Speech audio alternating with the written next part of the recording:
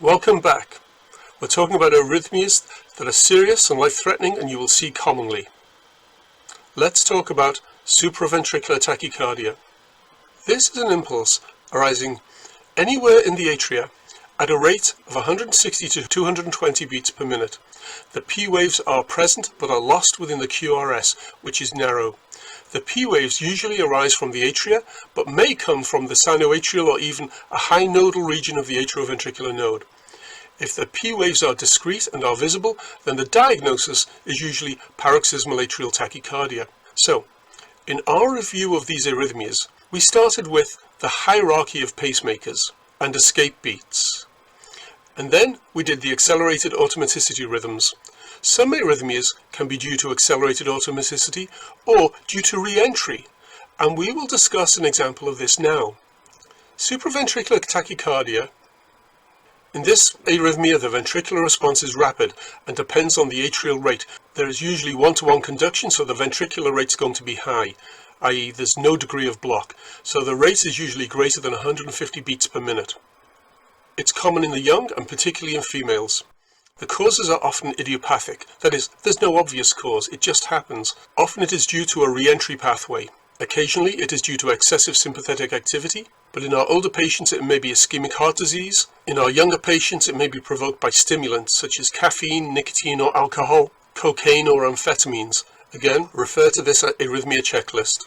It's really useful. Supraventricular tachycardia presents as paroxysms, that is, discrete episodes, and often the patient is aware of the abrupt onset, and they may be aware of cessation of the arrhythmia. This arrhythmia is characterized by fast, very regular, narrow QRS complexes. Immediate treatment depends on the degree of compromise of the cardiac output and the blood pressure. Refer to the stability-instability checklist. Now, let's consider this. SVT with aberrant conduction, or SVT with aberrancy, is a distortion of the QRS complex due to abnormal ventricular activation at high heart rates, and it mimics ventricular tachycardia. And the distinction between the two, that is SVT with aberrancy and ventricular tachycardia, rests on regularity or marked changes in the mean QRS frontal axis. Again, another checklist. This is SVT with aberrancy versus ventricular tachycardia checklist. Paroxysmal atrial tachycardia. Paroxysmal atrial tachycardia is characterized by fast, very regular, narrow QRS complexes, but the P waves are discrete and are visible. The impulse arises anywhere in the atria at a rate of 160 to 220 beats per minute. The P waves usually arise from the atria, but may arise from the sinoatrial node or, once again, even a high nodal location, that is, atrioventricular location. The ventricular response is rapid and depends on the atrial rate, but the ventricular rate is usually greater than 150 beats per minute. Again, like SVT, the causes are often idiopathic, that is, there's no obvious cause. Occasionally, due to excessive sympathetic activity, in older patients, ischemic heart disease, and again, provoked by our pro-arrhythmogenic stimulants, caffeine, nicotine, alcohol, and the recreational drugs. Use of our arrhythmia checklist should prevent treatable causes being overlooked. As its name implies, it presents as discrete episodes called paroxysms, and often the patient is aware of both the abrupt onset and the abrupt cessation of the arrhythmia. Treatment and prevention is as for supraventricular tachycardia. Irrespective of the cause of severe tachycardia, whether it is supraventricular, paroxysmal atrial tachycardia, or atrial fibrillation or atrial flutter, or even ventricular tachycardia, Advanced Cardiac Life Support has published important guidelines for this situation called adult tachycardia with a pulse. So, the initial generic response to every emergency is something you should now be familiar with. We presented it as a preamble to the adult bradycardia algorithm presented earlier. When faced with an adult with a heart rate greater than 150 beats per minute, we need to act. Ensure the patient has an open airway. Put on the cardiac monitoring lead 2 to identify the rhythm. Administer oxygen. Commence IV access. Call for a 12-lead EKG ASAP. Now, we must assess whether this patient's tachycardia is appropriate. We do this by evaluating perfusion of vital organs. Cerebral hypoperfusion. Is there acutely altered mental status, or is the patient unresponsive? We also want to evaluate for myocardial hypoperfusion. Is there ischemic chest discomfort, or acute heart failure, cardiogenic shock, or simply severe hypotension? If these are present, the patient is unstable and the tachycardia is inappropriate. If there are no signs of serious hypoperfusion, then the patient is stable, at least temporarily, but constant vigilance is required because this situation can slip into an arrest rhythm at any time. If the patient is unstable, we must intervene to fix it. Initial action is to call for a Zoll multifunction life support device or your hospital's chosen equivalent. Now, let's focus on adult tachycardia with a pulse. This is probably the most academically challenging of all the megacodes. The heart rate is greater than 150 per minute, and rates less than 150 per minute in younger patients are very unlikely to cause serious signs or symptoms. Critical decisions in this algorithm are: is the patient stable or unstable? Is the QRS a narrow complex or a wide complex? The former, the narrow complex, indicating a supraventricular origin, or a wide complex indicating a ventricular origin in most, but not all cases. Wide complex is greater than 3 small squares in width or greater than 120 milliseconds in duration. And is the rhythm regular or irregular? It's probably best if we grab the bull by the horns and do the unstable, that is the immediately life-threatening tachycardias first. Unstable tachycardias can be either ventricular or supraventricular.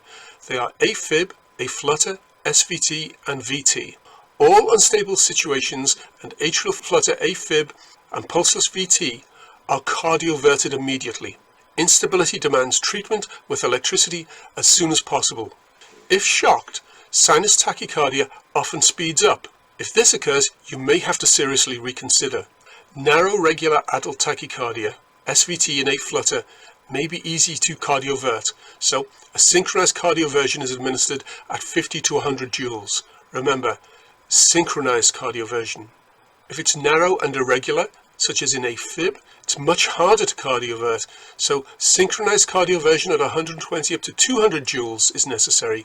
If we have a wide, regular, monomorphic arrhythmia, then it's probably VTAC. Apply synchronized cardioversion at 100 joules. Now, if the defibrillator just cannot synchronize, then proceed with an unsynchronized shock, as for wide irregular VTAC. Most VTAC does not require synchronized cardioversion, so use the defibrillation dose of 120 to 200 joules. However, some VTAC will have a T wave, and so synchronization is essential to avoid the R on T phenomena. Summary: if the rhythm is definitely not AFib or VTAC, giving a synchronized cardioversion at 100 joules is not wrong. If it is stable, narrow, and regular, the intervention mnemonic is VABC. VABC. Vagal maneuvers. Then adenosine, but only give adenosine if the rate is regular. If that doesn't work, you can consider beta blockers or calcium channel blockers. Again, VABC. Vagal maneuvers alone terminate only 25% of SVTs. Adenosine 6 mg rapid bolus into a big vein with 20 mL of saline flush, raise the arm immediately. If no response in 1 to 2 minutes, repeat using 12 mg exactly as above. Increase the total dose, that is giving a third 6 mg dose to patients with significant blood levels of theophylline, caffeine or theobromine.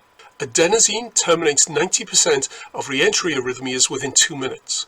But adenosine will not cure AFib or aflutter, but it will cause a transient slowing, and this is useful, which, when caught on an arrhythm strip, often facilitates diagnosis. If the arrhythmia recurs after adenosine wears off, try beta blockers or calcium channel blockers. If there's no response to adenosine, your arrhythmia diagnosis may be wrong. Atrial flutter, greater than 150 beats per minute, often stable, may not need immediate shock, but you can give a synchronized cardioversion as above. Now, for the stable, somewhat regular, wide complex situation, the management mnemonic is PAS. Again, PAS. Procainamide, amiodarone, or sotalol. Amiodarone is usually the most easily available to us in the operating room and in the ICU. Amiodarone 150 mg IV load over 10 minutes. Repeat if VTAC recurs. Prophylaxis with an IV infusion of 1 mg per minute of amiodarone for the next 6 hours is recommended. Now, if the patient needs sotalol, We give 100 milligrams IV load, or 1.5 milligrams per kilo over 5 minutes. Avoid this if there's a very long QT interval. Procainamide, the dose is 20 to 50 milligrams per minute as a loading dose to a maximum of 17 milligrams per kilo. Details of procainamide dosing are complex and are shown here in the diagram. Most wide complex tachycardia is of ventricular origin. All narrow complex tachycardia is of supraventricular origin, but not all supraventricular tachycardia is narrow complex. Wide complex regular tachycardia is often VTAC, but it can be supraventricular tachycardia with aberrant ventricular conduction called SVT with aberrancy. There is a condition in which some patients have a normal QRS morphology at normal heart rates and develop a left bundle branch block morphology at higher heart rates, and this is called a rate-dependent bundle, because sometimes the ventricular conducting system just cannot keep up with a faster heart rate. If this occurs in a young, healthy person who goes into an SVT, it will be a wide complex SVT, but it looks very like VTAC. So you have to be incredibly careful. We will discuss this dilemma later, but it's an important challenge. Wide complex irregular tachycardia may be AFib with aberrancy. It can be pre-excitation AFib due to re-entry, or polymorphic VTAC, also known as Torsade de Pointes. Think of Torsade in alcoholics, in the malnourished, or patients with known hypomagnesemia. Treatment of polymorphic VTAC is shown here. Atrial flutter commonly presents with a 1 to 3 or 1 to 2 degree of block, and the ventricular response rate may be somewhere between 50 beats per minute or 75 beats per minute. So these would not present clinically as unstable tachycardia. If stable wide complex, it is never wrong to call for expert cardiological opinion. As I said earlier, this is one of the most academically challenging scenarios in the management of arrhythmias. Thank you for listening. Good luck in your emergency treatment of such arrhythmias, and we're going to consider more important arrhythmias in the very next video. Thank you.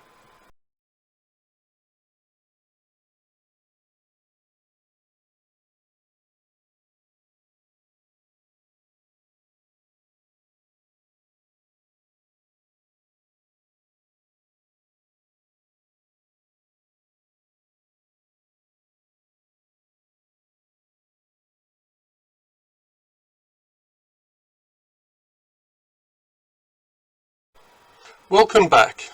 Let's talk about conduction blocks. Sinoatrial block or sinus arrest. With normal sinus rhythm, the consistency of the R2R interval usually allows the prediction of the timing of the next QRS complex. However, in sinus arrest, a sinoatrial impulse fails to occur at the anticipated time. Consider normal sinus rhythm with an episode of sinus arrest. The first beat is of sinoatrial origin. The second beat is the block beat and is absent. There is a sinus pause, and the next beat is referred to as the third beat, with the second beat basically missing in action. The sinus pause may be short or long as follows. A complete cardiac cycle may be skipped, and the third beat may occur as expected, giving a long pause. However, a subordinate pacemaker focus may kick in, and atrial or nodal beats may occur, and the pause will be shorter. So essentially the R2R interval across the sinus pause may or may not be exactly double the normal R2R interval. This type of sinoatrial block may be due to excessive parasympathetic activity, or it can be due to ischemic heart disease, or perhaps digoxin toxicity. In the absence of the above, it usually requires no treatment. Prolonged sinoatrial block is effectively asystole, usually a very ominous situation. Children tend to arrest in asystole as opposed to ventricular fibrillation like adults, because the heart size is usually too small. It is below the mass at which ventricular fibrillation becomes self-sustaining. Now let's talk about first degree block. The time taken for the passage of the electrical impulse from the sinoatrial node to the ventricles is called the PR interval. Most of this delay is slow conduction through the atrioventricular node, and on the EKG, it is from the start of the P wave through the isoelectric portion of the PR interval to the start of the QRS complex. A prolongation of the PR interval indicates an AV node conduction disorder termed a block. If there is a septal Q wave, lowercase q, then strictly the appropriate term is the PQ interval. The normal PR interval should be 200 milliseconds or less. When every P wave is conducted to the ventricles, but the PR interval exceeds 200 milliseconds, there is a first-degree heart block. Consider excessive parasympathetic tone. A first-degree block is commonly seen in those on beta blockers. It's also seen in people taking calcium channel blockers, digoxin, procainamide. It can be seen in hypoxia or in ischemic heart disease. If this is a chronic condition, the conduction block is probably stable and requires no further treatment. But note, however, that beta blockers and calcium channel blockers can worsen a degree of block. No treatment is required, but the patient should be observed to ensure the degree of block does not progress or advance to a higher degree called second-degree block. So now let's talk about that. We'll talk about second-degree Mobitz type 2 block. If there is failure of any atrial beat to be conducted to the ventricles, basically any drop beat, then a second-degree block exists. The PR interval may be normal or it can be prolonged, but is constant in duration. Every second, third or fourth beat may be dropped, and there is a fixed ratio of P waves to QRS complexes. It is known as Mobitz type 2 block. The causes are similar to those for first-degree block, and once again, ischemic heart disease is an important cause. Mobitz type 2 is occasionally present for months or years. However, if the block is of recent onset, it should be regarded as a progression towards third-degree or complete heart block until proven otherwise. Progression into complete heart block may occur rapidly. Coexisting conducting system findings which should raise concern are an associated hemiblock or a bundle branch block. However, if a series of previous EKGs indicate that the conducting system has been essentially stable for quite a time, and the patient has no symptoms to suggest episodes of loss of cardiac output like Stokes-Adams attacks, syncope or pre-syncope, then the chances of imminent progression to complete heart block are probably low. The appropriate management is to observe the patient and be prepared to rapidly treat the onset of complete heart block should it occur. Now, let's talk about second-degree heart block, Wenckebach. This is also referred to as Mobitz type 1. Again, failure of any atrial beat to be conducted to the ventricles is a second-degree block. If the PR interval increases in duration with successive beats, it gets longer and longer until a beat is dropped. This is referred to as Mobitz type 1 or Wenckebach. If the PR interval is initially normal but gets progressively longer and a drop beat occurs, we must recognize it as Mobitz type 1. This is very important. If the PR interval is stable, whether it's normal or long, but a sudden AV failure, that is a drop beat, occurs, then it's Mobitz type 2. The causes are similar to first-degree block again, especially ischemic heart disease. Again, Wenckebach can be chronic or stable, but if of recent onset, regarded as a very unstable situation and that complete heart block may be likely. If there is also an associated hemiblock or bundle branch block, progression to complete heart block may be imminent. So, need to take this situation very, very seriously. Let's move on now to consider left anterior fascicular block, also known as hemiblock. This is an abnormality of the sequence of electrical excitation of the ventricles.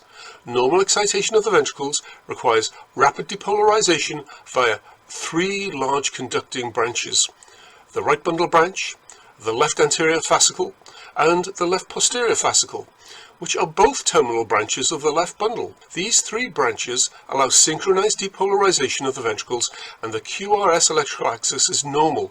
That is, the normal range for QRS axis is -30 to +90 degrees. If the left anterior or left posterior fascicle is blocked, the mean QRS frontal axis becomes abnormal. However, ventricular activation is not appreciably delayed, and the QRS complex is normal width, that is, not exceeding 100 milliseconds, 2.5 small squares, so the criteria for left bundle branch block are not met. The left anterior fascicle is long, thin, and placed very close to the turbulent blood flow of the left ventricular outflow tract, and it's solely dependent on one vessel, the left anterior descending vessel, for its blood flow. Therefore, damage to this fascicle is quite common and does not always imply the presence of serious myocardial disease.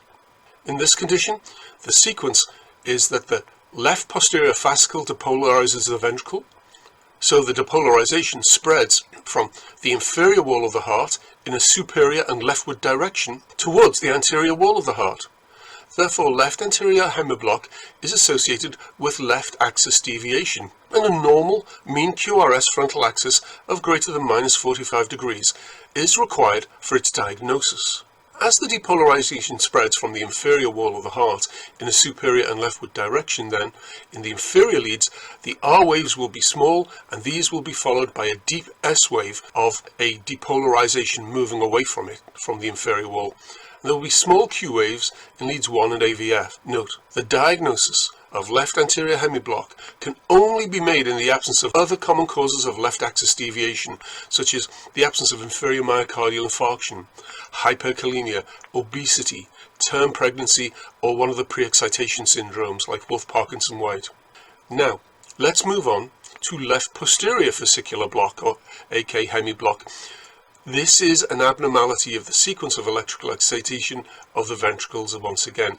Many of the comments made about left anterior fascicular block apply here also.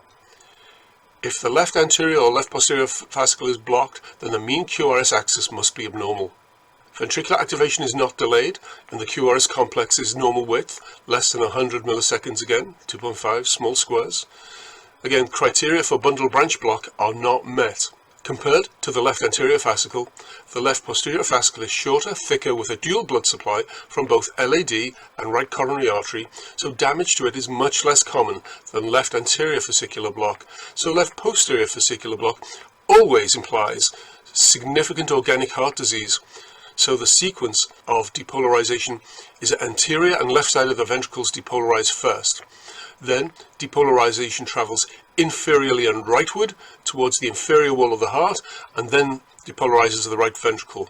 Therefore, left posterior hemiblock shows right axis deviation, a mean QRS frontal axis of greater than plus 110 degrees, and that is required for diagnosis. There will of course be tall R waves and small Q waves in the inferior leads, and small R waves and deep S waves in leads 1 and AVL. Note, this diagnosis can only be made once again by excluding other common causes of right axis deviation, that is lateral myocardial infarction, cor pulmonale, and right ventricular hypertrophy. Thank you for listening to this presentation.